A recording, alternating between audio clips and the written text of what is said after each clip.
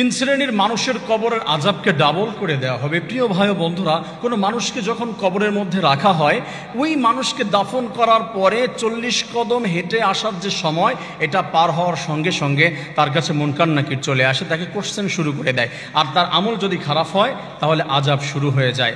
মুনাফিক যদি কোনো ব্যক্তি, এক নম্বর হচ্ছে মুনাফিকের আযাবকে ডাবল করে দেওয়া হয়।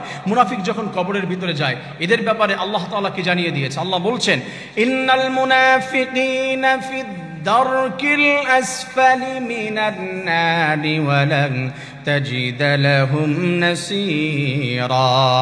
যে ব্যক্তি মুনাফিক মানে উভয় দলকে খুশি করে, এই দলের কাছে গিয়ে বলে আমি তোমাদের সঙ্গে, ওই দলের কাছেও গিয়ে বলে আমি তোমাদের দলে তোমাদের সঙ্গে, এমন করে দুইজনকেই খুশি করতে চায়, সে হলো মুনাফিক।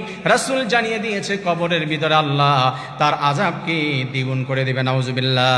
2 নম্বর হলো যারা মিথ্যা কথা বলে, মিথ্যাবাদী, সেও মুনাফিকের আলামতের মধ্যে পড়ে। বুখারী মুসলিমের হাদিস, মিশকাত শরীফের মধ্যে এসেছে, রাসূল জানিয়ে দিয়েছেন, আয়াতুল মুনাফিকি সালাসাতুন ইযা হাদ্দাসা কাযাবা। মুনাফিকের 3টি আলামত রয়েছে, তার মধ্যে ফার্স্ট যে আলামত সেটি হলো যে মিথ্যা কথা বলে।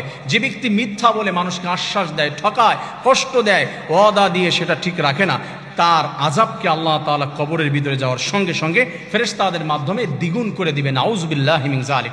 আমার প্রিয় ভাই বোনেরা, 3 নম্বরে থার্ড, ওই ব্যক্তি যে ব্যক্তি কুরআনুল কারীম শিখেছে এখন সেটা ভুলে গিয়েছে।